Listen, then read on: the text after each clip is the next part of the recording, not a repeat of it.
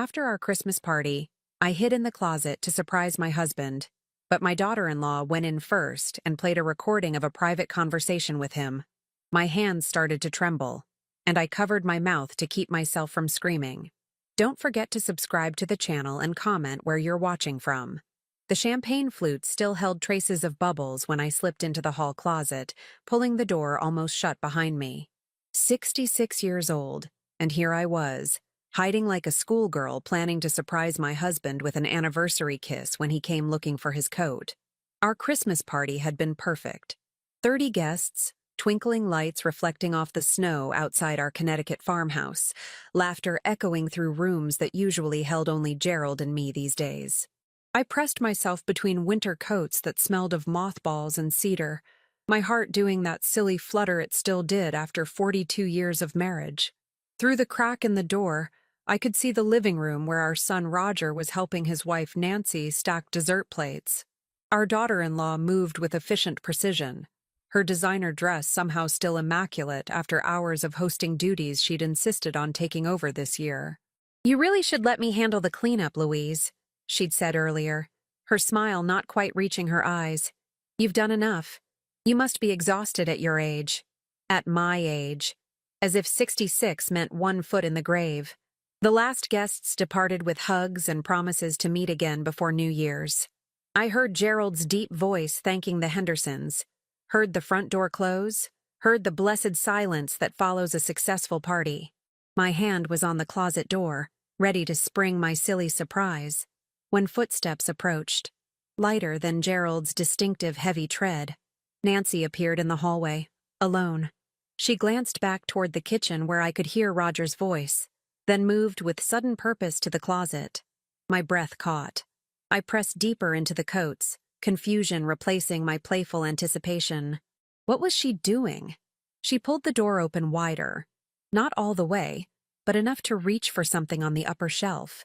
I held perfectly still, hidden in shadow behind Gerald's winter overcoat. Her hand closed around a small device I'd never seen before, something black and rectangular. My mind couldn't quite process what I was seeing. Nancy pulled out her phone with her other hand, connecting it to the device with practiced ease. Then she did something that made my blood run cold. She tapped her screen, and suddenly my husband's voice filled the quiet hallway. Not Gerald speaking now, but a recording, clear as crystal. I know, Gerald's recorded voice said, heavy with something that sounded like guilt. "But we can't tell Louise. Not yet. She'd never understand." My hands began to shake. I pressed them against my mouth to keep from gasping. Nancy's voice came next on the recording, sweet and concerned. "But Gerald, she has a right to know. The farmhouse, the accounts, everything. She thinks it's all still in both your names." "It is," Gerald's voice insisted. Technically isn't legally," Nancy responded, and I could hear the smile in her recorded words. "You signed those transfer documents 3 months ago. Roger is already listed as primary owner. Your wife just doesn't know it yet." The closet walls seemed to close in. Transfer documents? Primary owner? The farmhouse had been in my family for 3 generations. My grandmother had built it with her own inheritance. Gerald and I had restored it together, room by room, year by year. Roger knew how much it meant to me. "Louise has been acting strange lately," Gerald's voice continued on the recording. "Forgetting things, getting confused about dates. I think it's time we had her evaluated. If there's any sign of cognitive decline, the transition will be easier to explain. More legitimate." Ice flooded my veins. Forgetting things? I'd missed 1 doctor's appointment last month because Gerald had told me the wrong date. I'd questioned our anniversary plans because Nancy had mentioned a different restaurant than the one we'd reserved. Small things. Meaningless things. Or so I'd thought. "You're doing the right thing," Nancy's recorded voice soothed. "Protecting the estate, protecting Roger's inheritance. Your wife will thank you eventually. Once she's settled somewhere more appropriate for someone her age. Somewhere with care." The recording clicked off. Nancy slipped both the device and her phone into her designer handbag, smoothing her dress with satisfaction. She turned back toward the living room, her heels clicking against the hardwood floor my grandmother had chosen in 1952. I remained frozen in the closet, coat wool scratching my face, the smell of cedar suddenly suffocating. My mind raced through the past months with new, horrible clarity. The misplaced keys I'd mentioned, only to have Gerald find them in my purse. Had he moved them there? The bills I'd supposedly forgotten to pay, causing late notices. I distinctly remembered writing those checks. The neighbor who'd stopped by asking if I was feeling all right after Gerald had apparently called expressing concern about my episodes. Episodes I'd never had. The closet door remained ajar. Through it, I watched Nancy rejoin Roger in the living room. My son, my boy, wrapped his arm around his wife's waist and kissed her temple. She whispered something I couldn't hear. He nodded, glancing toward the hallway where Gerald's study door stood closed. "Dad's working on the paperwork now," Roger said quietly, but sound carried in our old farmhouse. "Once Mom's evaluation is complete, everything will be official. We'll have her moved by spring." "The memory care facility in Hartford is very nice," Nancy replied. "I toured it last week. She'll be comfortable there." Comfortable. They'd already chosen my prison. Gerald emerged from his study, and I saw him properly for the first time in what felt like years, as if scales had fallen from my eyes. The man I'd loved since I was 24 years old. The father of my 2 children. The partner who'd held my hand through my mother's funeral and his father's long illness. This man had been systematically dismantling my life while I smiled and baked Christmas cookies. "It's done," Gerald announced, his voice carrying satisfaction. "The final documents are filed. The estate attorney said everything's airtight." He paused, looking around the living room, at the mantelpiece where my grandmother's clock still ticked, at the built-in bookshelves my father had constructed, at the bay window where I'd rocked both my children to sleep. "This place will make a nice rental property. Or Roger, you and Nancy might want to move in yourselves once Mom's gone," Roger finished, and there was no hesitation in his voice, no guilt. Nancy squeezed his hand. "Don't say it like that. She'll still be alive, just cared for, where she can't hurt herself or make poor decisions. Poor decisions. Like trusting my husband. Like loving my son." Gerald glanced toward the hallway, and I pressed deeper into the coats, my heart hammering so hard I feared they'd hear it. "We should check on her. Make sure she's all right. She seemed a bit confused earlier when the Hendersons mentioned our Mexico trip. She insisted we hadn't planned any trip." "Because we haven't," I whispered into the darkness. But even as I said it, doubt crept in. Had I forgotten? Or had I never been told? "I'll get her," Nancy volunteered, moving toward the staircase. "She's probably in bed already. All that hosting really took it out of her." I couldn't let them find me in the closet. Couldn't let them know I'd heard. I slipped out as quietly as I could, my joints protesting, not from age, but from tension, and moved through the kitchen toward the back stairs. The old farmhouse had 3 staircases, a quirk of its additions over generations, and I'd never been more grateful for its eccentric layout. I made it to our bedroom and slipped under the covers fully clothed, forcing my breathing to slow, schooling my face into peaceful sleep. Moments later, I heard Nancy's light knock, heard the door open. "She's already asleep," Nancy called down softly. "Looks like she's out for the night." The door closed. Their voices faded as they retreated downstairs, and I lay there in the dark, in the bed I'd shared with Gerald for over 4 decades, in the house my grandmother had built, and I understood with crystal clarity that everything I'd believed about my life had been a carefully constructed lie. But I also understood something else, something that made my hands stop shaking, and my mind begin to work with a cold, clear precision I hadn't felt in years. They thought I was weak, confused, easy to manipulate. They'd underestimated me because of my age, because I'd always been kind and accommodating. They had no idea who they were dealing with. In the darkness, I reached for my phone, hidden under my pillow, exactly where I'd left it. My fingers moved with steady purpose as I opened my voice memo app and began to replay the sounds it had captured. I'd pressed record before hiding in the closet, thinking only to catch Gerald's surprised laughter at my silly hiding game. Instead, I'd caught everything. Every word Nancy had said, every revelation her recording had contained. And more than that, I'd captured her admitting to the existence of that hidden recording device, to the manipulation, to the plot. My phone had been recording the whole time. I saved the file, backed it up to 3 different cloud services, and then I did something I hadn't done in months. I opened my email and began scrolling through old messages, looking at them with new eyes. The canceled appointments that had made me seem forgetful. The changed plans that had made me appear confused. The concerned messages from friends asking about my health issues. Every single one had originated from Gerald's account or from helpful forwarded messages from Nancy. I sat up in bed, my mind racing through 42 years of marriage, seeing patterns I'd missed. Gerald had always managed our finances, but I'd signed every document, understood every investment. Or had I?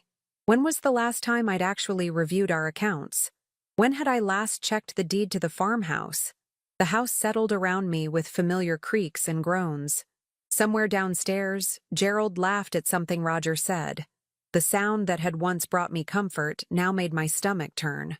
I had questions. So many questions. But I knew with absolute certainty that I couldn't ask them. Not yet. Not directly. If they knew I'd discovered their plan, they'd accelerate it. They'd have me evaluated immediately. Would Gerald claim I was having delusions? Would Roger tell doctors his mother was becoming paranoid? How easy would it be to have me declared incompetent if my own family testified against me? I needed proof. I needed to understand exactly what they'd done and when. I needed to know if there was any way to undo it before I was shipped off to a memory care facility for problems I didn't have. I needed to know if the man I'd loved for 4 decades had any conscience left at all. And I needed to do all of this while pretending everything was normal, while they watched me for signs of the cognitive decline they'd been fabricating, while they waited for the perfect moment to spring their trap. My phone buzzed with a text. Gerald, don't wait up. Roger and I are having a nightcap in the study. Go to sleep, honey. Honey. The endearment felt like acid. I texted back. Sleep well. Love you. The lie tasted bitter, but it was necessary. They couldn't know. Not yet. I lay back down, but sleep was impossible. My mind worked through possibilities, discarding and refining plans. Tomorrow was Sunday. Gerald would expect me to make our traditional family breakfast. Nancy and Roger were staying through the weekend, sleeping in the guest room that had once been Roger's childhood bedroom. I would smile. I would cook. I would play the role of the aging, slightly confused wife and mother they expected to see. And while I played that role, I would begin to dismantle their carefully constructed conspiracy, piece by piece. Because they'd made one critical mistake. They'd underestimated a woman who'd spent 66 years learning to read people, to manage a household, to navigate the complex dynamics of family and community. They'd mistaken kindness for weakness and patience for ignorance. I'd spent 4 decades as Gerald's wife, but before that, I'd been my grandmother's granddaughter, and she'd been a woman who'd built a farmhouse and a life through the Depression and 2 world wars. She'd taught me that strength wasn't loud or obvious. It was quiet, strategic, and absolutely relentless. They wanted to take my home, my identity, my freedom. Let them try. Sunday morning arrived with pale winter light filtering through frost-covered windows. I rose at 6, as I always did, my body moving through familiar routines while my mind raced through darker territory. In the bathroom mirror, I studied my face, the lines around my eyes, the silver in my hair that I'd never bothered to dye. Did I look like someone losing her mind? Or did I look like what I was? A woman who'd been betrayed by the people she loved most. I dressed carefully in comfortable slacks and a soft sweater, the uniform of a grandmother preparing Sunday breakfast. Nothing threatening, nothing that would raise suspicion. Downstairs, I started the coffee and began pulling ingredients from the refrigerator. Eggs, bacon, the sourdough bread I'd baked Friday. My hands moved with practiced efficiency, but my ears strained for any sound from above. Gerald's snoring had stopped around 5. I'd lain awake listening to it, wondering how I'd slept beside that sound for 42 years without knowing the man who made it. The study door stood slightly ajar. I glanced up the stairs, still quiet, and slipped inside. Gerald's desk was neat as always, everything in its place. Too neat. I'd teased him over the years about his obsessive organization, but now I understood it differently. A neat desk meant he'd know if anything was disturbed. I'd have to be careful. I pulled out my phone and started photographing everything. The calendar with his appointments, the stack of mail, mostly already opened, the legal pad with notes in his precise handwriting. Then I tried the desk drawers. Locked, all of them. When had he started locking his desk?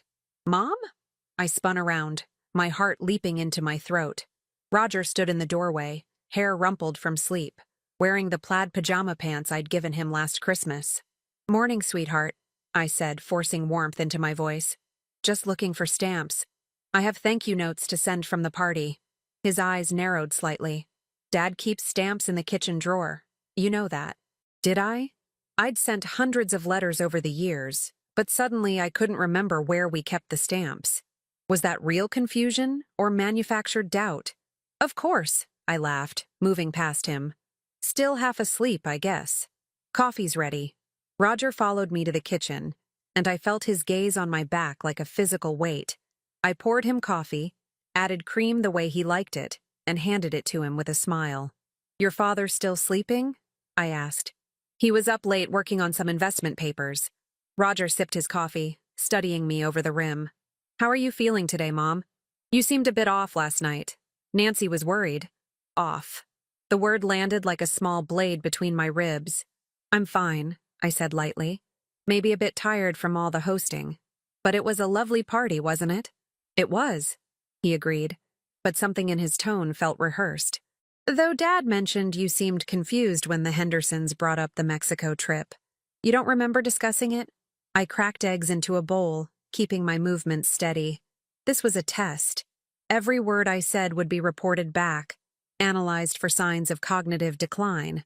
"Oh, I remember now," I said carefully. "February, wasn't it? I'd just gotten the dates mixed up with our anniversary dinner reservation. Too many things on the calendar." It was a lie. I had no memory of any Mexico trip because there had been no discussion of one, at least not with me. But I couldn't say that. Couldn't give them ammunition. Roger relaxed slightly. "That's right. February. We were thinking of joining you, actually. Nancy's never been to Cabo." Cabo. Now I had a location. I filed it away. Nancy appeared then, perfectly dressed even at 7 in the morning, her blonde hair smooth and makeup already applied. "Something smells wonderful," she said, but her eyes went straight to Roger, a silent question passing between them.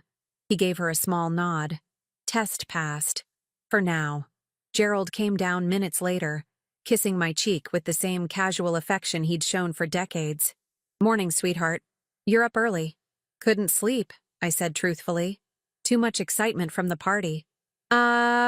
We sat down to breakfast, and I played my role perfectly. The doting wife, the loving mother, the sweet grandmother asking about their plans for the holidays. But beneath the performance, I watched them. Really watched them. Nancy dominated the conversation, steering it subtly but relentlessly. When I mentioned needing to check our bank balance before ordering new curtains for the guest room, she interjected, "Oh, Louise, you should let Gerald handle the finances. You have enough on your plate." When I suggested Roger and I take a walk around the property to check the old oak tree that had worried me during the last storm, she stood immediately. "I'll come too. It's icy out there. You shouldn't go alone." She didn't want me alone with my son. Didn't want me asking questions she couldn't monitor. After breakfast, Gerald retreated to his study, and Roger helped Nancy clean up despite my protests. "You cooked, Mom. Sit down. Relax." I sat at the kitchen table with my cooling coffee, feeling useless in my own home.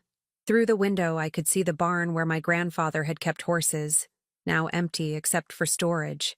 The fields stretched beyond, covered in snow, bordered by the stone walls my great-grandfather had built stone by stone. My phone buzzed.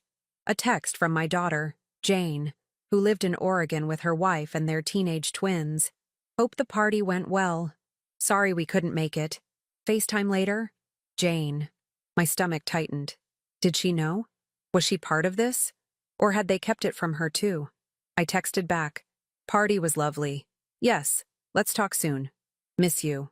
Then I opened my email, searching for anything from Gerald's attorney. Nothing in my inbox. But what if he'd set up filters? What if important emails were being redirected?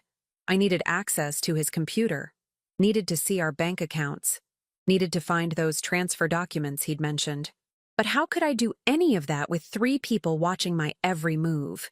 The doorbell rang. "I'll get it," Nancy called, already moving toward the entrance. Through the kitchen doorway, I watched her open the door to a woman in a professional gray suit, carrying a leather portfolio. "Mrs. Morrison?" the woman asked. "I'm Dr. Sheila Aldridge. I believe your husband scheduled an appointment?" My blood ran cold. Nancy's smile was brilliant. "Oh, yes. Thank you so much for coming on a Sunday. Louise," she called toward the kitchen. "Dr. Aldridge is here." I stood slowly, my mind racing. This was it, the evaluation Gerald had mentioned on the recording. They were moving faster than I'd anticipated. Gerald emerged from his study, his expression carefully arranged into concern. "Louise, honey, Dr. Aldridge is a neuropsychologist. I've been worried about some of the memory issues you've been having, and I thought it would be good to get a professional opinion, just to be safe." The trap was closing. If I refused, I'd seem defensive, paranoid, classic signs of cognitive decline. If I agreed, I'd be walking into an evaluation designed to find problems whether they existed or not. I looked at the doctor, at Gerald, at Nancy's satisfied smile, at Roger hovering uncertainly in the background. My son looked uncomfortable, at least. That was something. "I'm not sure what memory issues you mean," I said carefully, directing my words to Dr. Aldridge. "But I'm happy to talk with you." "Wonderful," Dr. Aldridge said warmly. "Is there somewhere private we could sit?" "The living room," Nancy suggested quickly.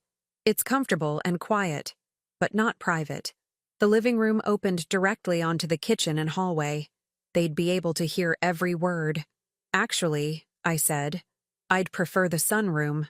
It's my favorite spot in the house." The sunroom was at the back of the house, separated by 2 doors. Harder to eavesdrop. Dr. Aldridge nodded. "That sounds perfect." I led her through the house, feeling Gerald's eyes on my back. In the sunroom, surrounded by windows overlooking the snow-covered garden, I sat in my usual chair. Dr. Aldridge took the seat opposite, pulling out a tablet and a few printed forms. "Mrs. Morrison, I want you to know this is just a preliminary conversation," she began. "Your husband expressed some concerns about occasional forgetfulness, confusion about dates and plans. These things are common as we age, and often they're completely benign. But it's good to establish a baseline." "What specifically did my husband tell you?" I asked. Dr. Aldridge consulted her notes. "Missed appointments, misplaced items, confusion about planned trips, difficulty following conversations. He mentioned you seemed disoriented at your Christmas party. Each item was a carefully planted lie or a misrepresentation of a manufactured incident." "Doctor, may I ask you something?" I leaned forward, keeping my voice calm and clear. "If someone wanted to make another person appear cognitively impaired, what would be the most effective methods?" Her eyebrows rose. "That's an unusual question." "Is it?" I pulled out my phone, opening the voice memo I'd recorded. "Before we continue this evaluation, I'd like you to hear something." I played the recording. Not all of it. Just the portion where Nancy's device had captured Gerald discussing my evaluation and the need to have me settled somewhere more appropriate. Dr. Aldridge's expression shifted from professional neutrality to sharp attention. When the recording ended, silence filled the sunroom. "Mrs. Morrison," Dr. Aldridge said slowly, "this conversation has taken an unexpected turn. What you've just played for me suggests a concerning situation, but it's not within my purview to what? To acknowledge that my husband may be orchestrating a fraudulent diagnosis?" I kept my voice level. "Doctor, I don't know if you were aware of his intentions, but I am not experiencing cognitive decline. I am, however, experiencing a family conspiracy to remove me from my home and my assets." Dr. Aldridge closed her tablet. "If what you're saying is true, you should contact an attorney. I can't proceed with this evaluation under these circumstances. Will you tell my husband that?" She hesitated. I'll tell him I don't believe an evaluation is warranted at this time, based on my conversation with you. You seem fully oriented, articulate, and capable. What he does with that information is his choice. It wasn't enough, but it was something. Thank you. We emerged from the sunroom to find Gerald, Roger, and Nancy clustered in the kitchen, their conversation stopping abruptly as we appeared. That was quick, Nancy said, her smile tight. Dr. Aldridge addressed Gerald directly. Mr. Morrison, I've spoken with your wife, and I don't see any indication of cognitive impairment that would warrant further evaluation at this time. She's sharp, oriented, and functioning well. If you have concerns in the future, you're welcome to contact me. But for now, I don't believe my services are needed. Gerald's face went carefully blank. I see. Well, thank you for coming. After Dr. Aldridge left, the silence in the kitchen was thick enough to choke on. I don't understand, Gerald said finally, his voice edged with frustration. Louise, you've been so forgetful lately. The doctor should have what? I interrupted gently. Found problems that don't exist? Nancy's expression hardened. Mom, we're only trying to help. You have to admit you've been off lately. Have I? I looked at each of them in turn. Or have I simply been paying more attention? Roger shifted uncomfortably. Mom, what's that supposed to mean? I could have confronted them then. Could have played the rest of the recording, demanded explanations, fought it out in the open. But I'd learned something important from Dr. Aldridge's visit. They were moving forward with or without medical justification. The evaluation had been a formality, a rubber stamp they'd hoped to collect. If I fought now, they'd adapt. They'd find another doctor, another angle. They'd accelerate their plans before I could mount a proper defense. So instead, I smiled. Nothing, sweetheart. I think I'm just tired. Maybe I'll lie down for a bit. I retreated upstairs, feeling their eyes on me, knowing they were already regrouping, planning their next move. In my bedroom, I sat on the edge of the bed and pulled out my phone. I needed help, but who could I trust? Jane was 3,000 miles away. My closest friends would never believe me. Gerald was beloved in our community, the picture of a devoted husband. And if I went to the police, what would I say? That my family was planning to commit me? Based on what evidence? A recording that could be dismissed as a misunderstanding? No. I needed something concrete. Documents. Financial records. Proof of the property transfer. I opened my laptop and tried to access our bank accounts. Password incorrect. I tried 3 more combinations, all rejected. Gerald had changed the passwords. I tried our brokerage account. Same result. My hands shook as I navigated to the county records website. Property deeds were public record. If Gerald had transferred the farmhouse title, it would be recorded there. I searched for our address, and my stomach dropped. The deed had been filed 3 weeks ago. Primary owner, Roger Jonathan Morrison. Secondary owner, Gerald Thomas Morrison. My name appeared nowhere on the document that represented my grandmother's legacy, my family's history, my home of 40 years. A knock on the bedroom door made me slam the laptop shut. Louise? Gerald's voice, concerned and gentle. Can I come in? Of course. He entered, closing the door behind him. For a moment, we just looked at each other. Husband and wife, strangers wearing familiar faces. That was embarrassing with Dr. Aldridge, he said. I really thought she'd find something. The way you've been acting. How have I been acting, Gerald? He sighed, sitting on the edge of the bed. Confused. Forgetful. Not yourself. I'm worried about you, sweetheart. We all are. The lie was so smooth, so practiced. How long had he been rehearsing it? I appreciate your concern, I said carefully. But I feel fine. Maybe you're worrying over nothing. His jaw tightened. Just slightly. Just for a moment. Maybe. But I think we should consider getting a second opinion. There are other specialists. Other tests. No. The word came out harder than I intended. I softened my tone. I don't think that's necessary right now. Let's just take it one day at a time. Gerald studied me, and I saw calculation in his eyes. He was wondering if I knew something, if I suspected. I kept my expression open, slightly tired, slightly confused. The woman he wanted to see. All right, he said finally. One day at a time. But Louise, promise me something. If you start feeling confused or disoriented, you'll tell me right away. Will you promise me that? I promise, I lied. After he left, I sat in the growing darkness of late afternoon, my mind working through possibilities. They'd taken my property. They'd changed my passwords. They'd tried to get me diagnosed. What was next? My phone buzzed with an email notification. I opened it, expecting spam, and froze. The sender was Gerald's attorney, Richard Palmer. The subject line read, Morrison Estate Planning, Final Documents. But the email wasn't addressed to Gerald. It was addressed to me, marked as sent accidentally to my address instead of Gerald's similar email. A simple typo that had exposed everything. I opened the message, my heart pounding, and began to read the attachment, a complete summary of the estate transfer, the power of attorney documents awaiting my signature, the application to Hartford Memorial Care Facility, and a timeline. A timeline that ended with my involuntary commitment in 6 weeks.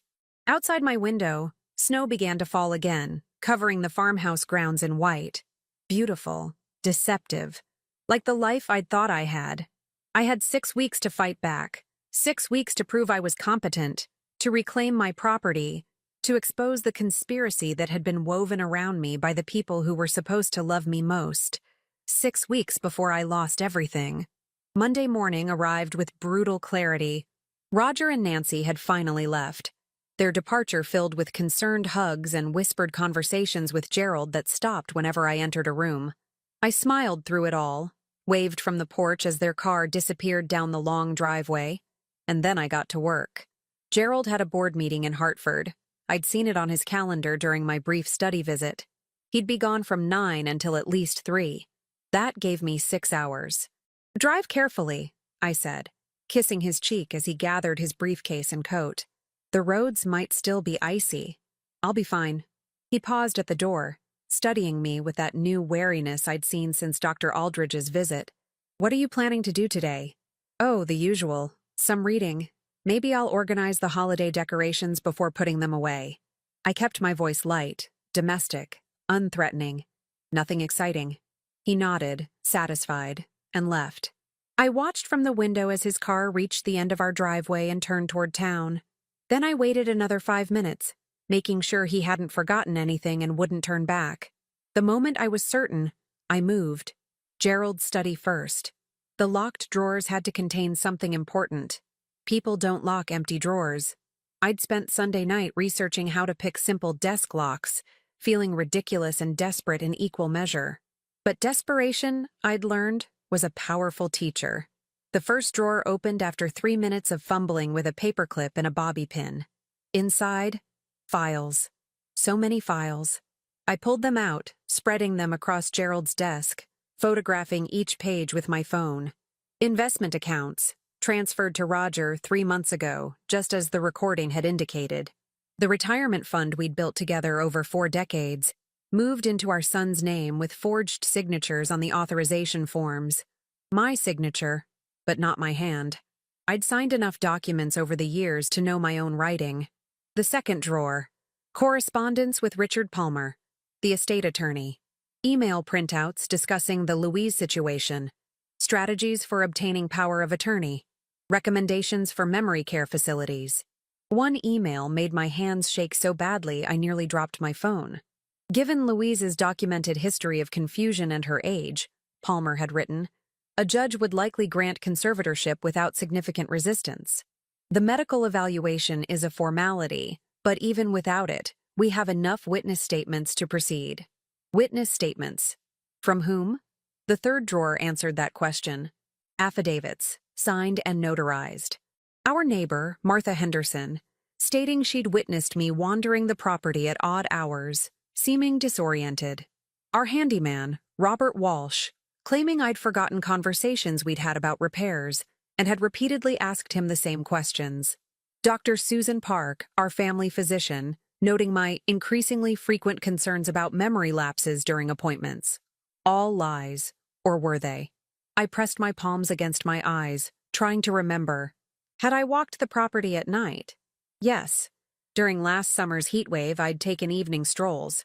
Disoriented? No. Enjoying the cooler air. Had I asked Robert about repairs? Of course, we'd discussed replacing the barn roof multiple times because I wanted multiple quotes. That wasn't confusion. That was due diligence. Dr. Park's statement was the most troubling. I did remember mentioning memory concerns, but only because Gerald had been pointing out my supposed lapses so frequently I'd started questioning myself. I'd asked the doctor if stress could cause forgetfulness, if this was normal aging. She'd reassured me it was, but apparently she'd documented those conversations very differently in her notes. I photographed everything, my anger building with each page. This wasn't a spontaneous plan. This was a months-long campaign, carefully orchestrated with multiple people involved, some knowingly, some manipulated into participation. But why? The farmhouse was valuable, yes, but Roger had a successful career. Nancy came from money. Her family owned a chain of dental practices across Connecticut. Why would they need to steal from me? The bottom drawer held the answer. Loan documents. Roger had borrowed against expected inheritance to invest in some tech startup. $300,000, due in full by March 1st. The startup had failed. He was facing bankruptcy unless he could liquidate assets, specifically, the farmhouse and the investment accounts that had been in Gerald's and my name. My son wasn't just stealing from me. He was desperate. And Gerald, my husband, had enabled it all. Why? I dug deeper, finding older documents, and there it was. Gerald's own failing investment.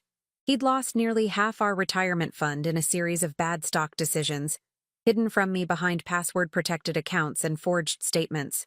He'd been covering his losses by slowly draining our savings, and when that ran out, he'd needed a new solution. Erasing me from the picture gave them access to everything without my knowledge or consent. I sat in Gerald's chair, surrounded by evidence of betrayal, and felt something inside me harden into steel. This wasn't about a farmhouse anymore. This was about two men who decided an older woman was easier to eliminate than to be honest with. My phone rang, shattering the silence. Jane's photo filled the screen. I almost didn't answer. I was too angry, too hurt, and I didn't trust my voice. But Jane called so rarely during work hours that I picked up. "Mom?" Her voice was tight with concern. "I just got the strangest email from Dad." My heart rate spiked. "What did it say?" "He wants me to sign something. A statement about your mental health. He said you've been having serious memory problems and that I should document any concerns I've noticed during our calls." She paused. "Mom? What's going on? You've seemed fine to me." Relief flooded through me so intensely I felt dizzy. Jane didn't know. More than that, she was questioning it. "Sweetheart," I said carefully, "I need you to do something for me, and I need you to trust me. Don't sign anything. Don't respond to your father's email, and don't tell him we talked about this." Silence on the other end. Then, "You're scaring me." "I know. I'm sorry. But I can't explain everything over the phone. Can you come home? As soon as possible?" "Mom, please, Jane. I need you. Your brother and your father."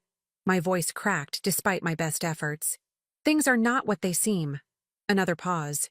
I could hear her breathing, thinking, deciding whether her mother was paranoid or telling the truth. "I can get a flight tomorrow," she said finally. "But Mom, if this is something serious, shouldn't we involve the police?" "Not yet. I need to show you something first.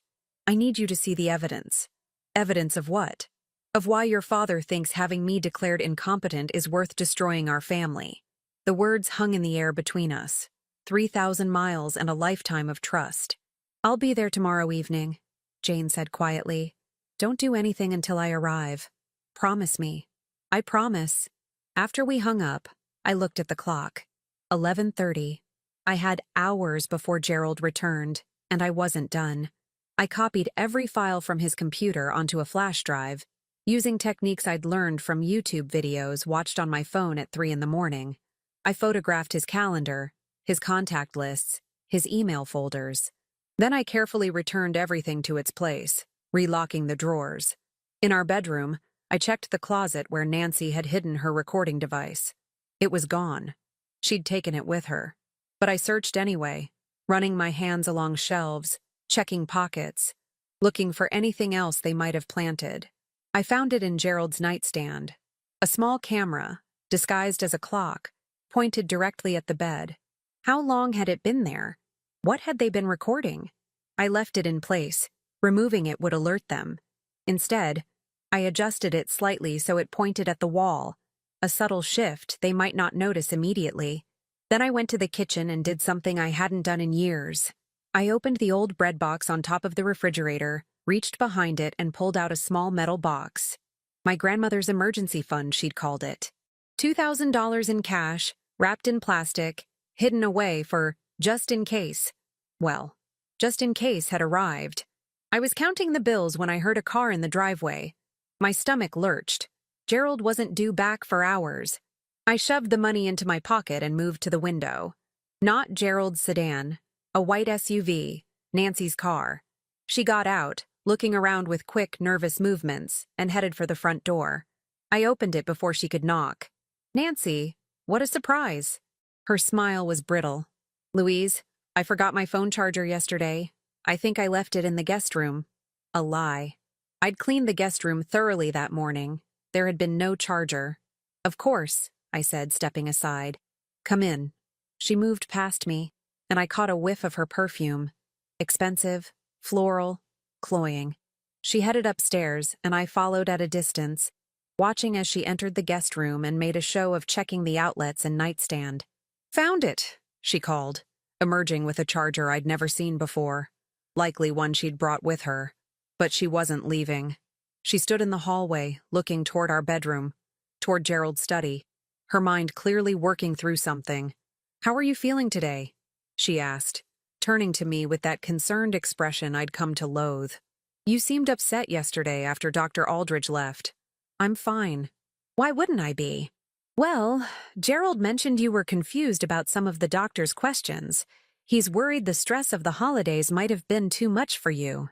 There it was. The gaslighting, the constant reinforcement of a narrative that didn't exist. "Nancy," I said quietly, "why are you really here?" Her mask slipped just for a moment. I saw calculation in her eyes, a cold assessment.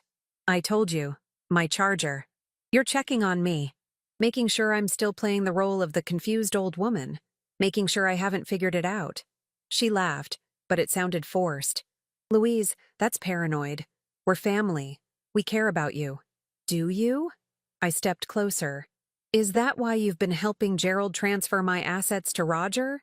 Is that why you recorded that conversation in the hallway?" Her face went pale. "I don't know what you're talking about." "Yes, you do. I heard it all, Nancy. Every word. The transfer documents, the memory care facility, the plan to have me evaluated and removed." She recovered quickly. I had to give her that. Her expression shifted from shock to pity. "Oh, Louise, this is exactly what we've been worried about. These paranoid delusions. You're not thinking clearly. I'm thinking more clearly than I have in months. And I have evidence. Recordings. Documents. Photographs. Everything you and Gerald have done." Nancy's eyes narrowed. "You're bluffing. And even if you're not, who would believe you? You're a senior citizen making accusations against her devoted husband and loving son. We have doctors, lawyers, witnesses, all saying you're experiencing cognitive decline. Your word against all of ours?" She shook her head. "You'll end up exactly where we planned, just faster." The mask was completely off now. This was Nancy without pretense. Cold, ruthless, and absolutely certain of her victory. "Get out of my house," I said quietly. "Your house?" She laughed. "Louise, this stopped being your house the moment you signed those papers 3 months ago." "I never signed any papers." "You did. You just don't remember. That's the beauty of it. The confusion, the memory loss. It's all documented. And if you try to fight this, if you make a scene, we'll have you committed for your own safety." "Is that what you want? To be the crazy old woman who turned against her family?" I wanted to scream at her, to show her the evidence I'd gathered, to wipe that smug certainty off her face. But I held back, because she'd revealed something important. They thought I'd already signed papers, which meant somewhere there were documents with my forged signature. Documents I could prove I'd never seen, never signed, never agreed to. Leave, I repeated. Now. Nancy studied me for a long moment, then shrugged. Fine. But Louise, this ends one way. You can make it easy on yourself and everyone else, or you can make it hard. Either way, you're not staying in this house. Roger needs it. He's earned it. And you? She smiled. You've had your time. She left, her heels clicking down the stairs, the front door closing with finality behind her. I stood in the hallway, shaking with rage and fear in equal measure, and I knew with absolute certainty that my timeline had just collapsed. Nancy would tell Gerald about our conversation. They'd accelerate their plans. I might not have 6 weeks anymore. I might not even have 6 days. My phone buzzed. A text from a number I didn't recognize. Mrs. Morrison, this is Dr. Aldridge. I've been thinking about our conversation. If you need professional support documenting your situation, I may be able to help. Call me if interested. A lifeline. Maybe. Another text, this one from Jane. Flight booked. Arrive 6 p.m. tomorrow. Hang on, Mom. Tomorrow evening. I had to survive until then. Had to keep playing my role. Keep pretending I didn't know what was coming. I went downstairs and started preparing dinner, my hands moving through familiar motions while my mind raced through scenarios. When Gerald came home, I'd smile. I'd ask about his meeting. I'd be the wife he expected. And I'd be counting down the hours until my daughter arrived and the real fight could begin. Because Nancy had made one critical mistake in her moment of honesty. She'd confirmed everything I suspected. The forged documents existed. The conspiracy was real. And most importantly, she'd underestimated what a woman with nothing left to lose could do. They wanted a war, they'd get one. But it would be fought with evidence and witnesses, with lawyers and documentation, with every ounce of intelligence I'd accumulated over 66 years of living. I'd spent my life being kind, being accommodating, being the peacemaker. That woman was gone. And the woman who remained was done being underestimated. Gerald came home at 4:30, earlier than expected. I was in the kitchen preparing pot roast, his favorite, when I heard his car. Through the window, I watched him sit in the driver's seat for several minutes, phone pressed to his ear, his face animated with frustration. Nancy had called him. I was certain of it. I stirred the gravy and waited. He entered through the mudroom, his expression carefully neutral by the time he reached the kitchen. Something smells good. Pot roast. I thought we could use a nice dinner. Just the two of us. He set his briefcase down, studying me with that new wariness that had become permanent. How was your day? Quiet. I did some reading. Took a nap. The lies came easily now. Nancy stopped by to get her phone charger. It was nice to see her. His shoulders relaxed slightly. So Nancy hadn't told him everything. Or if she had, he was waiting to see what I'd reveal. That's nice, he said. Listen, Louise. I need to talk to you about something important. Here it was. I turned from the stove, wiping my hands on a towel, and gave him my full attention. Gerald pulled out a chair at the kitchen table. Sit down, sweetheart. I sat, my pulse quickening despite my outward calm. I've been doing a lot of thinking since Dr. Aldridge's visit, he began. And I realize I may have been premature in arranging that evaluation. But Louise, I'm still concerned. We both need to face the fact that we're getting older, and we need to make sure our affairs are in order. What kind of affairs? Legal, financial, medical? He reached across the table, taking my hand. His touch felt like ice. I've spoken with Richard Palmer, and he's recommended we update our power of attorney documents. It's just a precaution, but if something happened to either of us, we need to make sure the other person can make decisions. We already have power of attorney documents, I said carefully. We signed them 15 years ago. Those are outdated. The laws have changed. These new documents are more comprehensive. They cover healthcare decisions, financial management, property transfers, everything we need to protect each other. Protect. The word was bitter in my mouth. What happens if I don't sign them? His expression flickered. Surprise, then concern. Why wouldn't you sign them? Unless... He leaned forward, his voice dropping to gentle worry. Louise, are you having one of those confused moments? You know I would never ask you to sign anything that wasn't in your best interest. The gaslighting was so smooth, so practiced. If I hadn't known the truth, I might have believed him. I'm not confused, I said quietly. I'm careful. When can I review these documents? Richard's bringing them by tomorrow. We can go through them together, make sure you understand everything. He squeezed my hand. I know this is scary, thinking about getting older, about what might happen, but we're in this together. We always have been. 42 years of marriage, and he could look me in the eye and lie without hesitation. What time tomorrow? I asked. 2:00. He'll come to the house. Gerald stood, kissing the top of my head. I'm going to wash up before dinner. As soon as he left the room, I pulled out my phone and texted Jane. Lawyer coming tomorrow at 2 p.m. with documents. Need you here before then. Can you come earlier? Her response came seconds later. We'll try to get morning flight. Don't sign anything.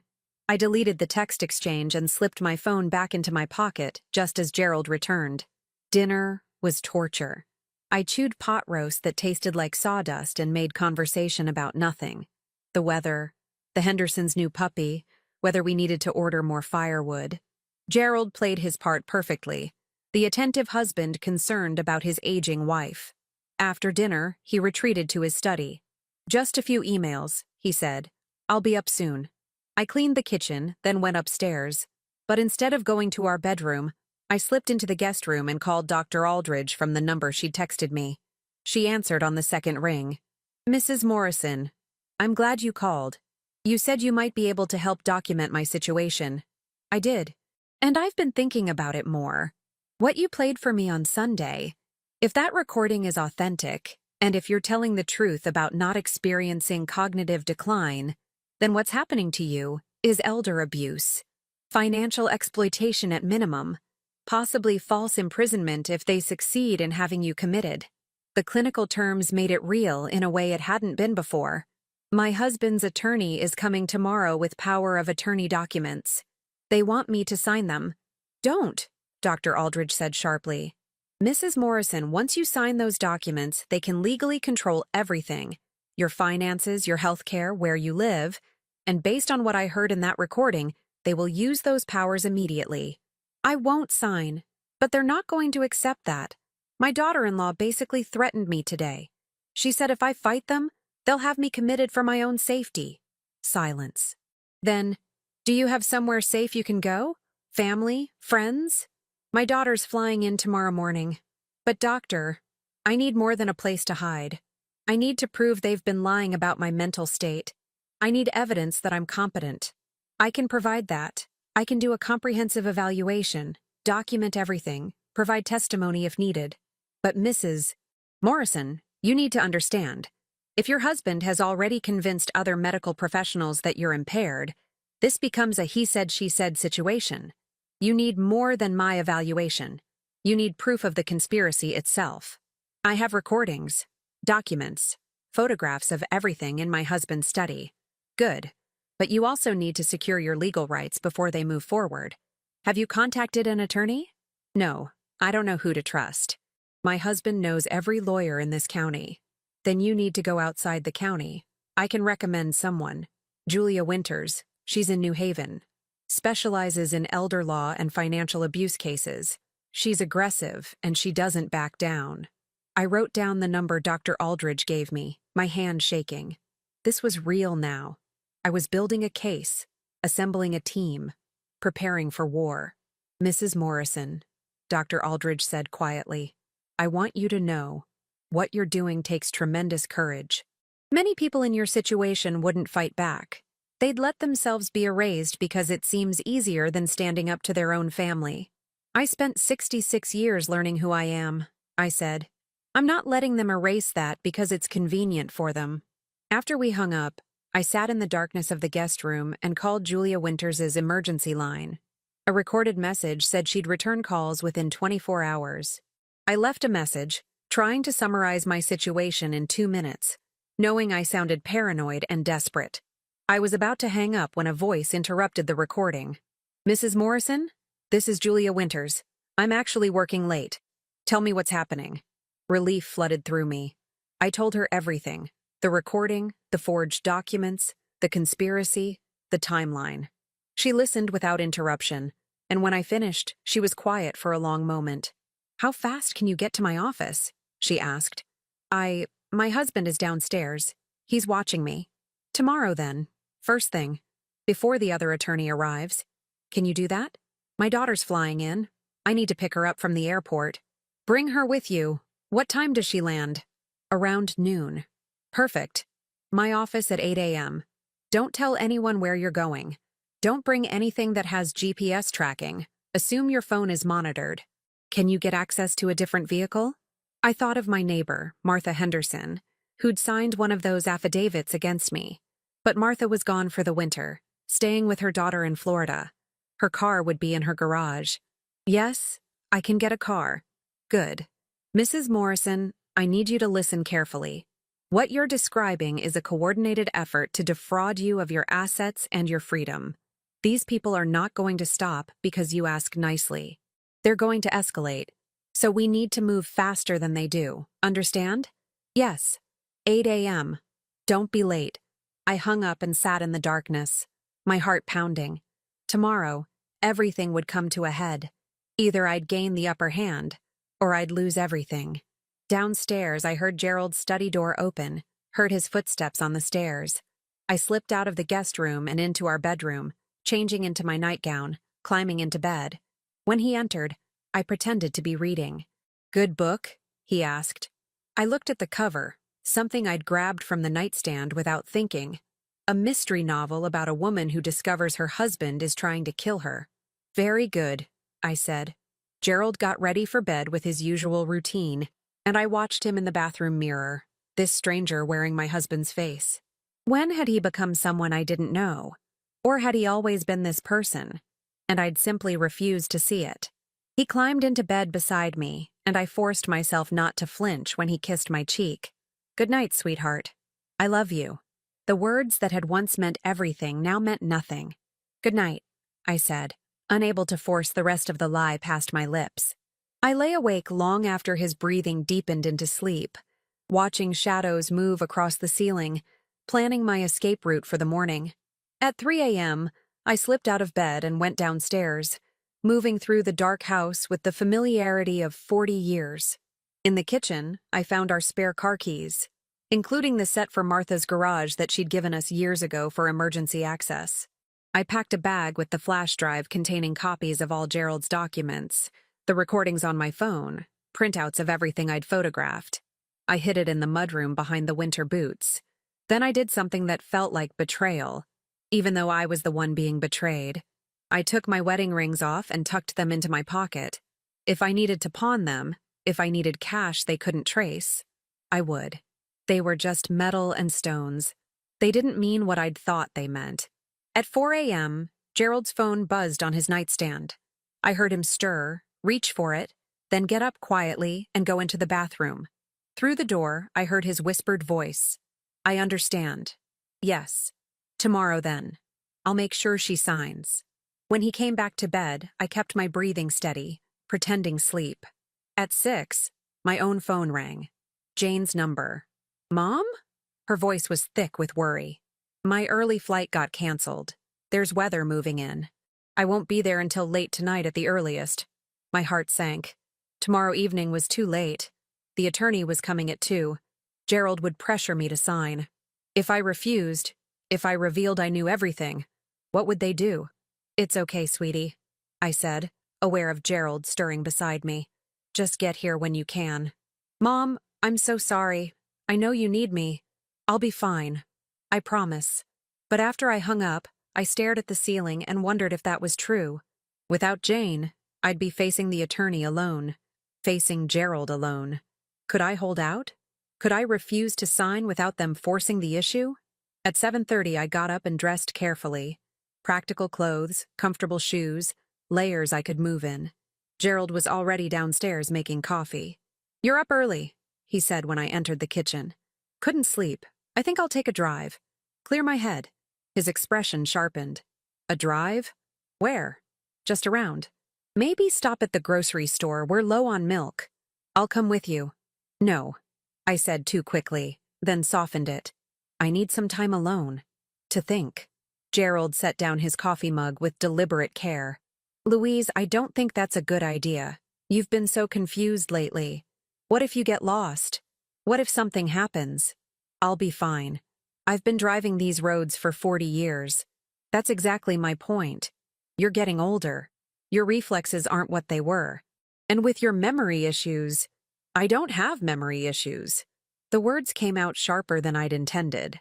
Gerald's face shifted into that expression I'd come to recognize.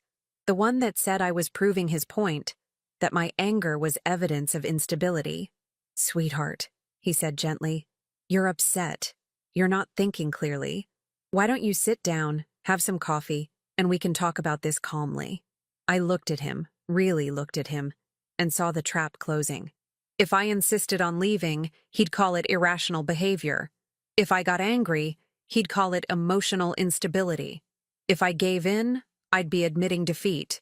You're right, I said, forcing calm into my voice. I'm just feeling anxious. Some coffee sounds good. I sat at the table while Gerald poured, but my mind was racing. I needed to get to Julia Winters's office, needed to establish legal protection before the other attorney arrived. But Gerald was watching me now, suspicious and alert. I checked the time, 7:45. Julia Winters expected me at 8. My phone buzzed.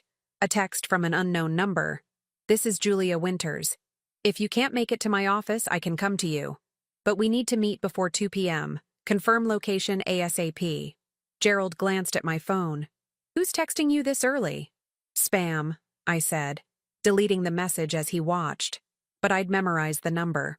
Louise, Gerald said, sitting across from me. I need you to be honest with me. Are you feeling all right? Really? It was a test. Everything was a test now. I'm scared, I said truthfully. I'm scared of getting old, of losing myself, of being a burden. You could never be a burden. He reached across the table, taking my hand. That's why we need to get these documents signed today. So I can take care of you? So you don't have to worry about anything. What if I don't want to sign them? The question hung in the air between us. Gerald's grip on my hand tightened just slightly. Then I'd have to question whether you're capable of making that decision, he said quietly. And I'd have to do what's best for you, even if you don't understand it. There it was. The ultimatum I'd been expecting. Is that a threat, Gerald? It's a promise to protect you, even from yourself. He released my hand and stood. Richard will be here at 2. You should probably rest before then. Maybe take one of those pills Dr. Park prescribed for your anxiety. I didn't have any anxiety pills. Dr. Park had never prescribed any. But Gerald pulled a bottle from the kitchen cabinet and set it on the table. The prescription label had my name on it, dated 2 weeks ago. I don't remember getting these, I said. That's the problem, sweetheart. You don't remember a lot of things. He left the kitchen, and I stared at the pill bottle. Had Gerald been medicating me without my knowledge? Slipping drugs into my food or drink? How much of my supposed confusion had been chemically induced? I grabbed the bottle and my phone and locked myself in the downstairs bathroom. I photographed the label, then looked up the medication. A powerful anti-anxiety drug that caused drowsiness, confusion, and memory problems as side effects. They'd been drugging me.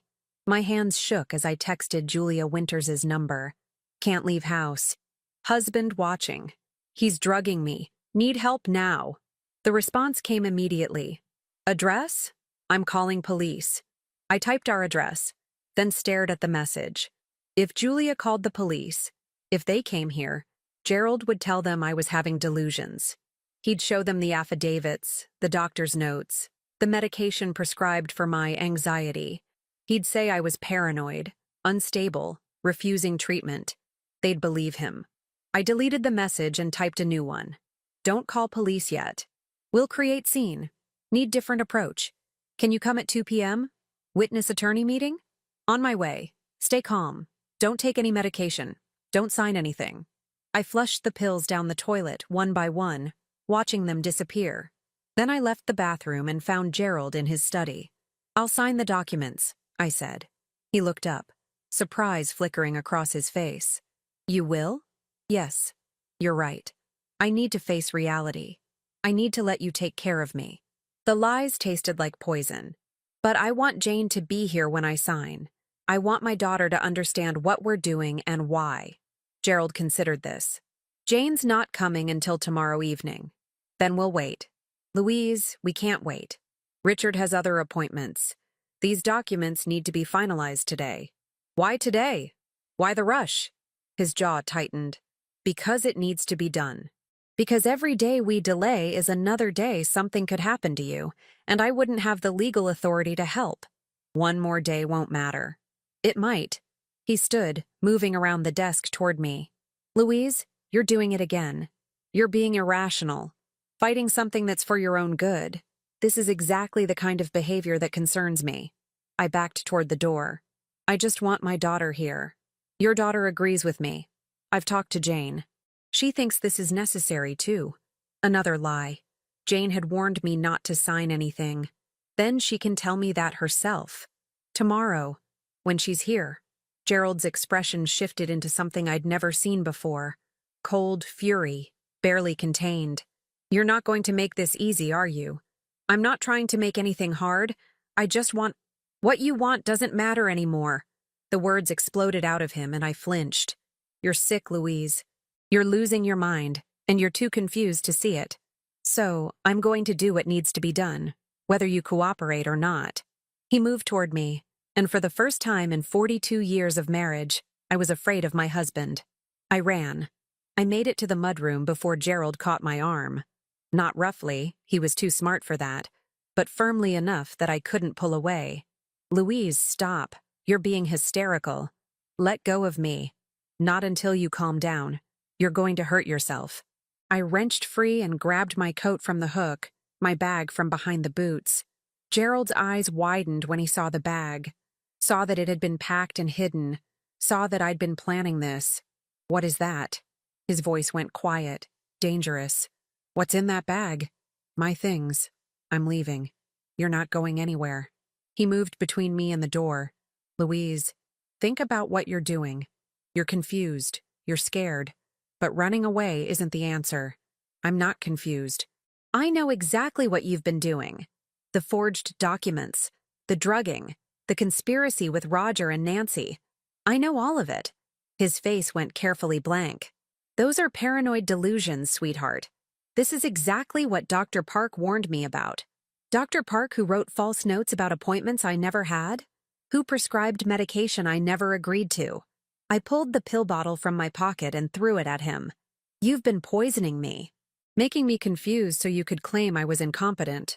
Gerald's mask cracked. You don't understand. You're not thinking clearly. I'm thinking more clearly than I have in months. Because I stopped taking whatever you were putting in my food. The anxiety medication that wasn't for anxiety at all. I was trying to help you. You were so agitated, so paranoid. I was normal. You created the problems so you could solve them. You and Roger needed my assets to cover his debts, so you decided the easiest way was to erase me. The doorbell rang. We both froze. Gerald glanced toward the front of the house, then back at me. Don't answer that. Why not? Afraid of witnesses? Louise, I'm warning you.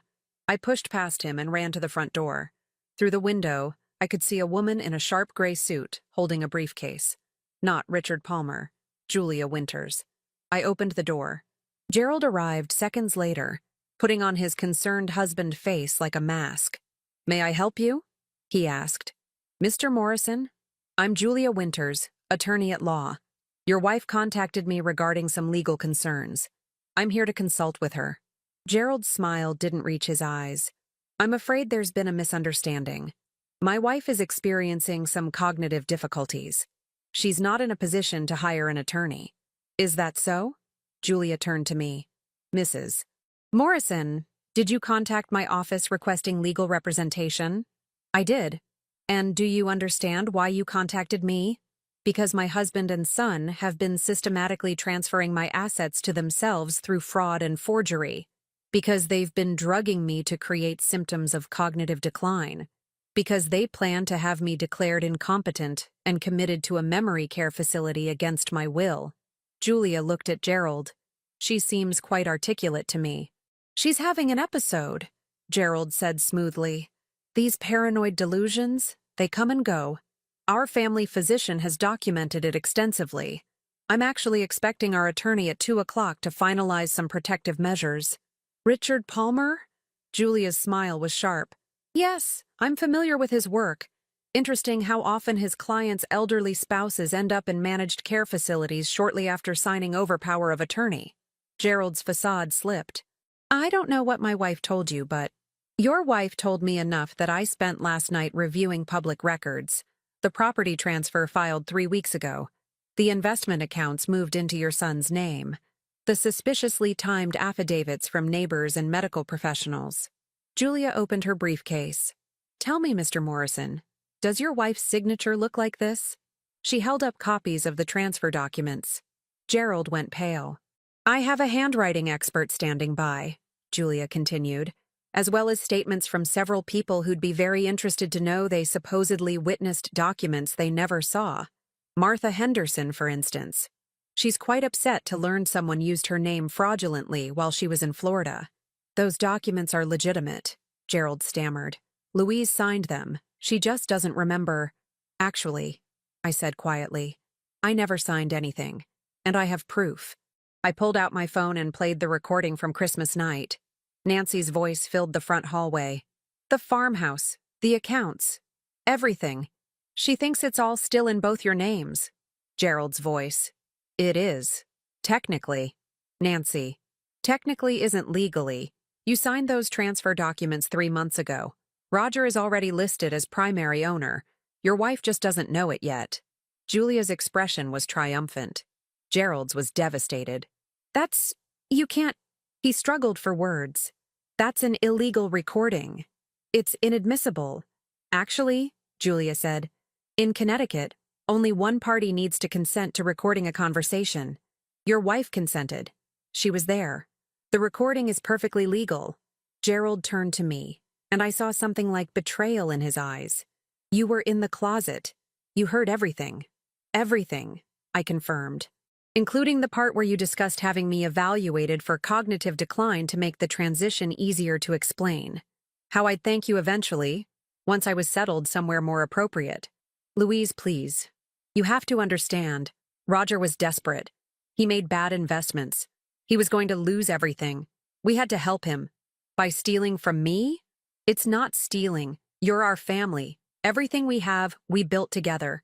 The money, the property, it's all family assets. We were just reorganizing things to protect Roger's future. My grandmother built this house, I said, my voice steady despite the rage burning inside me. My inheritance, my home, and you decided it was yours to give away because your son made poor choices. He's your son too. A son who was willing to have his mother institutionalized to cover his debts. A car pulled into the driveway. Through the window, I watched Roger and Nancy emerge, followed by a silver-haired man I recognized as Richard Palmer. Reinforcements, Julia murmured. This should be interesting.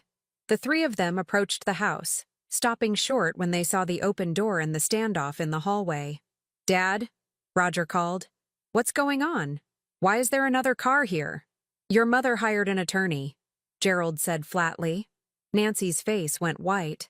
Roger just looked confused. Come in, I said. All of you. Let's have this conversation properly. We moved to the living room, the same room where I'd hosted the Christmas party just days ago. The room where I'd smiled and served drinks while my family plotted against me. Julia took command immediately. I'm Julia Winters, representing Mrs. Morrison. I believe you're all here regarding power of attorney documents that Mr. Morrison wants his wife to sign. I'm here to inform you that won't be happening. Richard Palmer cleared his throat.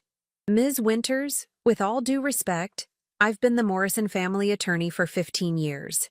I'm confident Louise Morrison understands perfectly well that the documents you're carrying would give her husband complete control of her life, her assets, and her freedom, Julia interrupted. She also understands that several transfers of property and accounts have already occurred without her knowledge or consent. Those transfers were legitimate, Palmer said, but his voice lacked conviction. Show me her signature on the authorization forms. Palmer hesitated, then opened his briefcase and pulled out documents. Julia examined them, then handed them to me. "Mrs. Morrison, is this your signature?" I studied the signature at the bottom of the page. It was close, very close, but not quite right. The capital E had a flourish I'd stopped using after my mother died, returning to the simpler version she'd taught me as a child. "No," I said. "That's not my signature. You signed it 3 months ago," Gerald insisted. "You were sitting right there, at the kitchen table. I watched you sign it. Then you watched someone forge my signature. Because I never signed this document. I never even saw it." Roger spoke for the first time, his voice uncertain. "Mom, Dad showed me the papers. He said you'd agreed, that you understood we needed to protect the estate." "Protect it from whom, Roger? From me?" I looked at my son, seeing him properly for the first time in months. He looked tired, scared, young, despite being 40 years old. "What did they tell you?" "That you were getting sick, that you needed help managing things, that if we didn't act now, you might make decisions that would hurt the family." He glanced at Nancy, then back at me. "They said you were confused, that you'd thank us later. And you believed them? Without talking to me? Without asking me if any of it was true? You're my mother. I trust Dad. I thought—" His voice broke. "I thought I was helping you." Nancy gripped his arm. "Roger, don't let her manipulate you. She's doing exactly what they warned us about. Becoming paranoid, turning against family." "Enough," Julia said sharply. "Mrs. Morrison, show them the rest." I pulled out the flash drive I'd prepared. "I have copies of everything from your study, Gerald.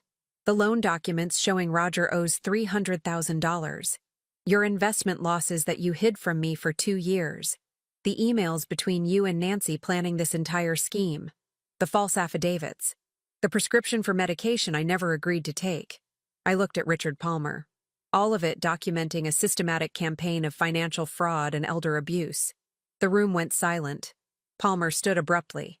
"I need to speak with my client privately." "Your client can speak right here," Julia said.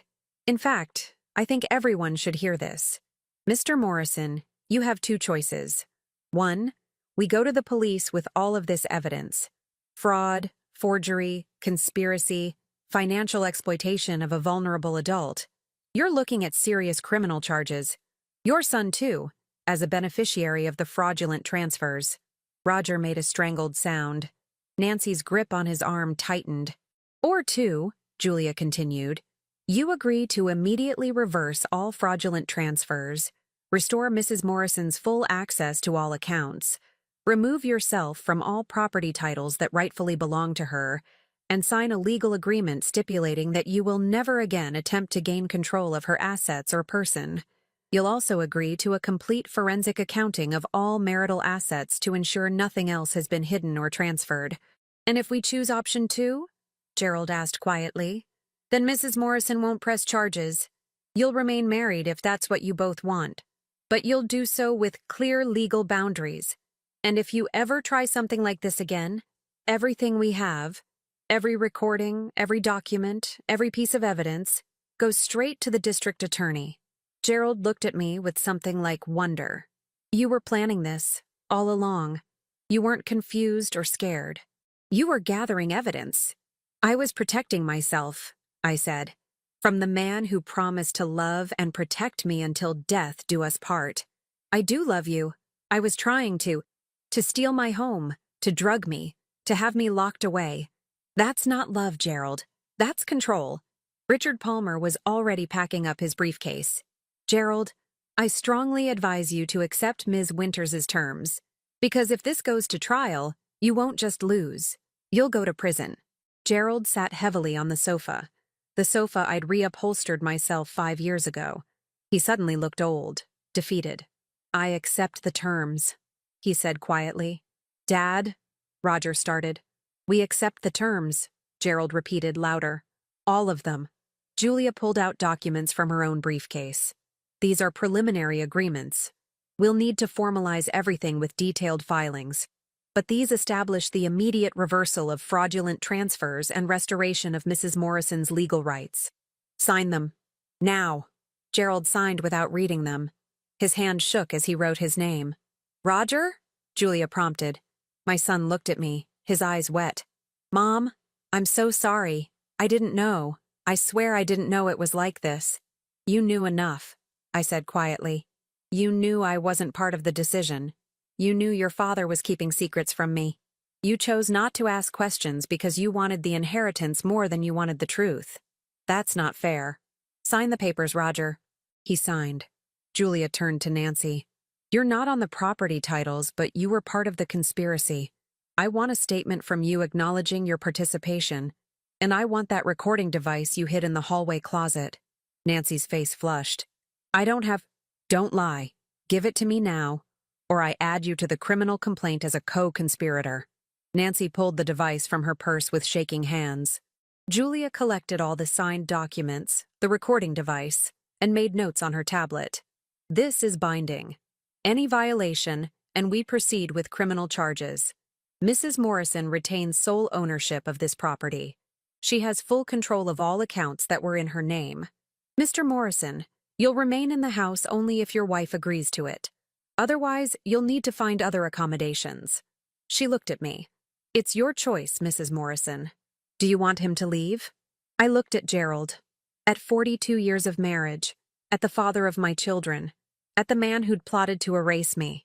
Part of me wanted to tell him to pack his bags and get out. Part of me just felt tired. I need time, I said finally. Time to think about what I want. What comes next? That's fair, Julia said. She handed me copies of all the documents. Keep these safe. And Mrs. Morrison, you did this. You saved yourself. Not many people have that kind of strength. After they all left, Julia to her car, Palmer practically fleeing, Roger and Nancy retreating without a word, I stood in my living room with Gerald. I never meant to hurt you, he said. But you did. You meant to erase me, to make me doubt my own mind, to take everything my grandmother built and give it to Roger without even telling me. I panicked. When I lost that money, when Roger came to me desperate, I panicked. And then it spiraled. Each lie needed another lie to cover it. Each step led to the next. Until suddenly we were here.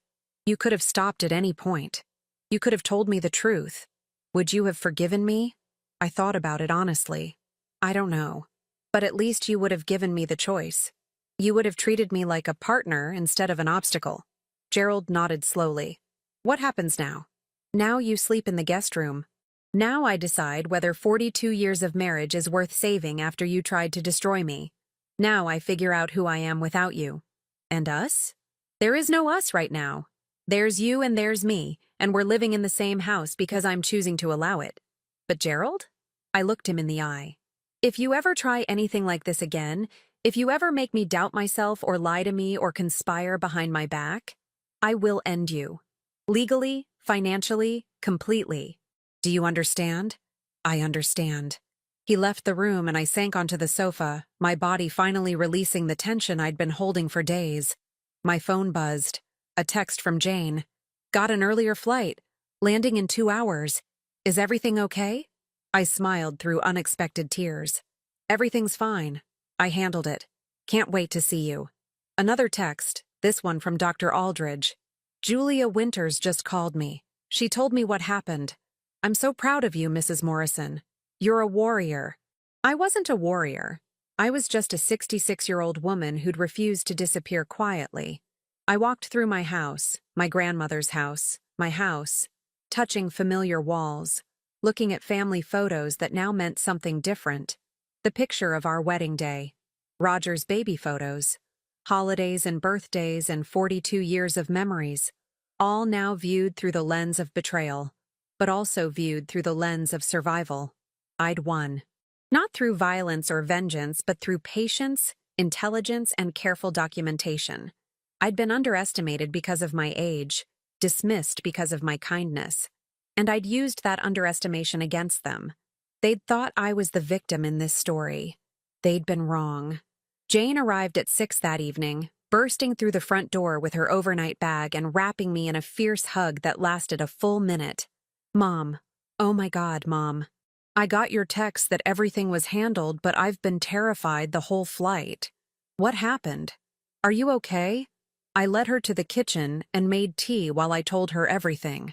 She listened without interrupting, her expression cycling through shock, rage, and finally something like grim satisfaction.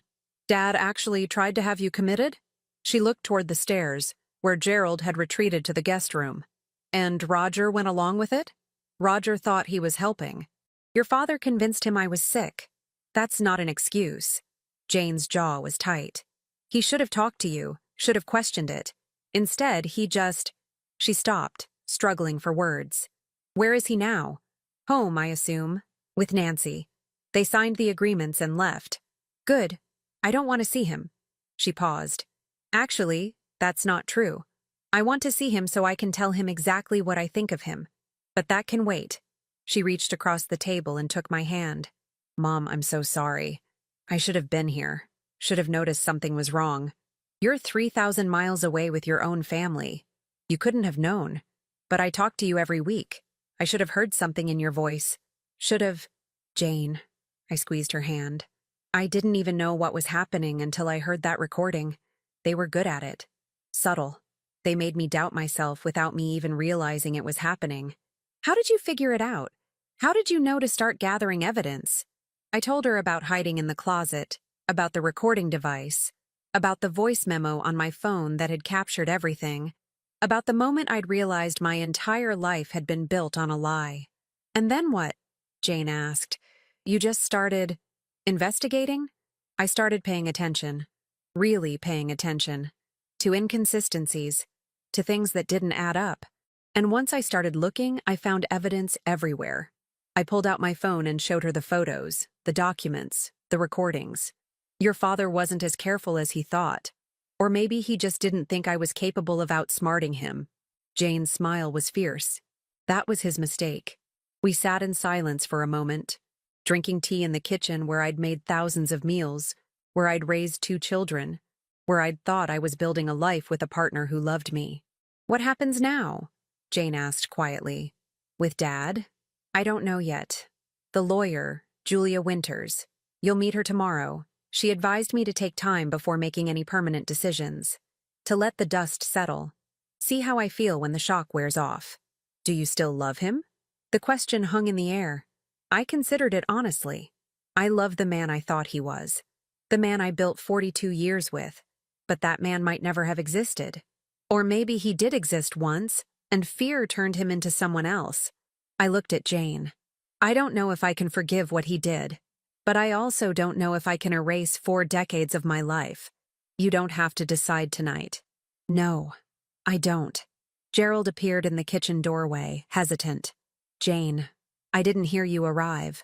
My daughter stood, and I saw her struggle between the father she'd known all her life and the man who'd tried to destroy her mother. I'm here, she said coolly. To support Mom, not to see you. He flinched. I understand. But Jane, I hope someday you'll let me explain. Explain what? How you drugged Mom? How you forged her signature? How you tried to steal her home? Her voice was rising. What explanation makes any of that okay? None of it was okay, I know that. But I was desperate. Roger was going to lose everything and You decided Mom was expendable. That's what you're not saying. You decided it was easier to erase her than to face your own failures. Gerald's face crumpled. For a moment he looked like a stranger, this broken, diminished man wearing my husband's face. You're right. That's exactly what I decided. And I'll regret it for the rest of my life. Regret isn't enough, Jane said. You need to understand what you almost did. You almost destroyed her. You almost took a strong, intelligent, capable woman and locked her away because she was inconvenient. Do you understand how monstrous that is? I do now. He looked at me. Louise, I know I don't deserve forgiveness, but I need you to know. I never stopped loving you. Even when I was plotting against you, I told myself I was protecting you. That once you were settled somewhere safe, you'd be taken care of. You'd be comfortable. Comfortable in a prison, I said quietly. Because that's what it would have been, Gerald. A nice prison, but still a prison. And you would have had my power of attorney. Would have controlled every aspect of my life. Made every decision for me. I thought you'd be happier. Not having to worry about anything. I'm 66, not incompetent.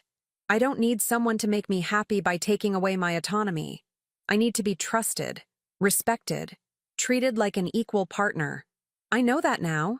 Jane made a sound of disgust. You knew it before. You just chose to ignore it when it was inconvenient. She was right, of course. But looking at Gerald, at the father of my children, at the man I'd shared most of my life with, I saw something I hadn't expected to see. Genuine remorse. Not the manipulative concern he'd shown before, but real, devastating understanding of what he'd done. It didn't excuse anything, but it was something. I'm going to bed, Jane announced. Mom, you should too. You look exhausted. She was right. I was exhausted down to my bones, not just from the past few days, but from months of subtle manipulation, of second-guessing myself, of living in a house where everyone was lying. I'll stay down here a while longer, I said. But you go ahead. Your old room is ready. After Jane left, Gerald and I stood in the kitchen, the silence between us heavy with everything unsaid. I'll move out if you want, he said finally. Tomorrow, if that's what you need. I don't know what I need yet. But Gerald, if you stay, things are different. I control my own finances, my own property, my own life. You don't make decisions for me. You don't protect me from things I'm capable of handling. We're equals, or we're nothing. We're equals, he said immediately. Whatever you want, however you want to structure this. And you get help, therapy, because what you did, the lying, the manipulation, the willingness to sacrifice me for Roger, that's not normal. That's not healthy. And I won't live with someone who might do it again. I'll go tomorrow. Find someone, I promise. I nodded, too tired to say more. I went upstairs, passing the guest room where Gerald would sleep, passing Jane's old room where I could hear her on the phone with her wife. I went to my bedroom, my grandmother's bedroom before it was mine, and lay down on the bed, still fully clothed. My phone buzzed. A text from Roger. Mom, can we talk? Please? I stared at the message for a long moment before responding. Not tonight. Maybe not for a while. I need time. His response came immediately. I understand. But Mom, I'm so sorry. I was stupid and selfish and I almost destroyed everything. I don't know how to fix it. You can't fix it, I typed. You can only be better. And it's going to take a long time before I trust you again. I know. I'll wait. However long it takes. And I set the phone aside and closed my eyes, but sleep wouldn't come. My mind kept replaying the past few days. The discovery, the investigation, the confrontation. I kept seeing Gerald's face when the recording played, Nancy's mask dropping, Roger's confused guilt. But mostly, I kept seeing myself, the woman in the closet, listening to her family plot against her, the woman who could have collapsed under the weight of that betrayal but chose instead to fight back, the woman who'd spent 66 years being kind and accommodating, and who'd finally learned that kindness didn't mean accepting abuse. I'd won, but it didn't feel like victory. It felt like survival. 3 weeks later, I sat in Julia Winters's office reviewing the final documents. Every fraudulent transfer had been reversed. Every account was back in my name. The farmhouse deed listed me as sole owner, with Gerald removed entirely per my request. You could have taken more, Julia said, reviewing the settlement. His retirement accounts, half the investments. You'd be entitled to them in a divorce. I don't want a divorce. Not yet anyway. I just want control of what's mine. And he's complying with everything? Completely. He's in therapy twice a week. He gave me access to all his accounts, all his passwords. He asks before making any decision that might affect me. I paused. It's strange. Like living with a stranger who looks like my husband. That might be who he always was. And you're just seeing it clearly now. I nodded slowly. Maybe. Or maybe he's become someone new. Someone who understands what he almost lost. I don't know if that's enough, but it's something. Julia closed the file. What about your son? Roger paid back the loan. He sold their summer house, took a second mortgage on their primary residence. Nancy wasn't happy about it, but he insisted. I smiled without humor. He calls every few days, asks how I am, doesn't push. I think he's starting to understand the magnitude of what he was part of. And you? How are you doing with all of this? The question surprised me. In all the legal proceedings, the document signing, the account transfers, no one had asked me that. I'm angry, I said honestly. I'm hurt. I'm betrayed. But I'm also proud? Is that strange? I'm proud that I fought back, that I didn't let them erase me. That's not strange at all. You did something most people in your situation never do.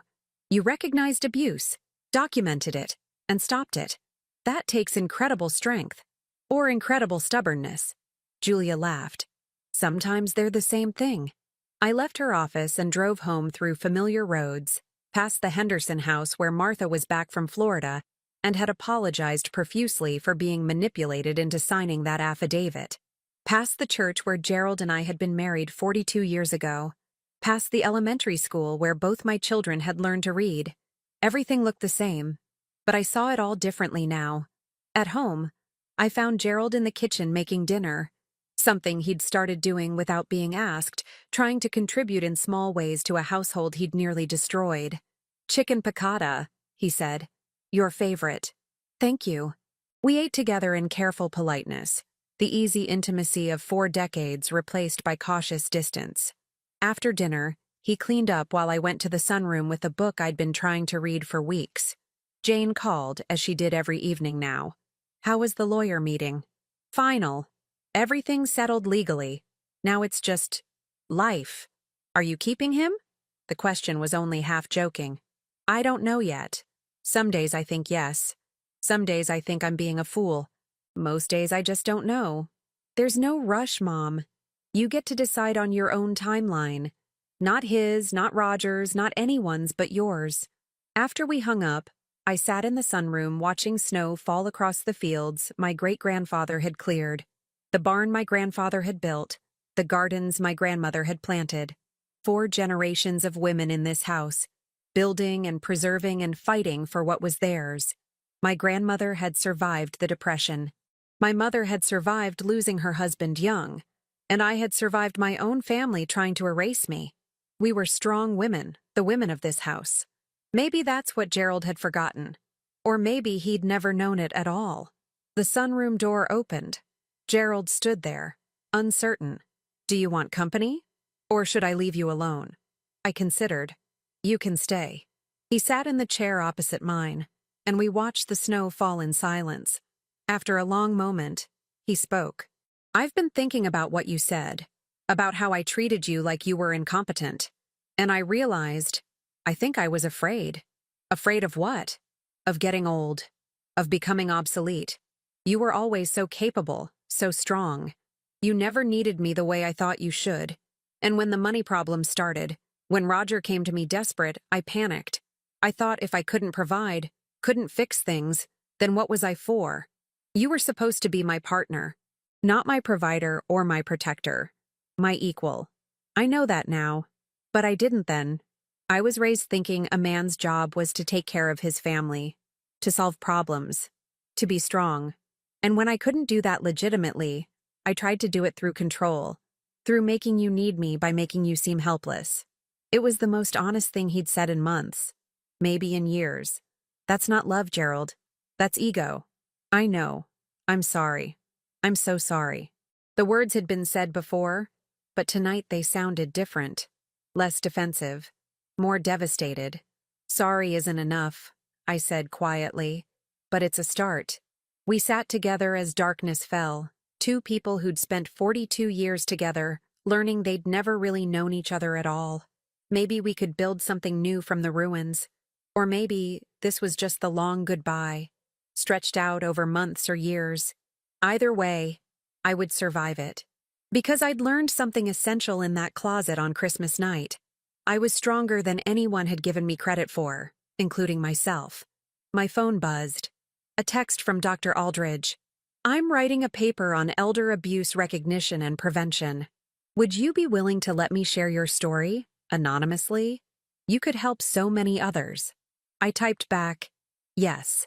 If it helps even one person recognize what's happening to them, it's worth it. Because that was the real victory. Not just saving myself, but potentially saving others. showing that a 66-year-old woman could outsmart, outmaneuver, and overcome people who thought age made her vulnerable.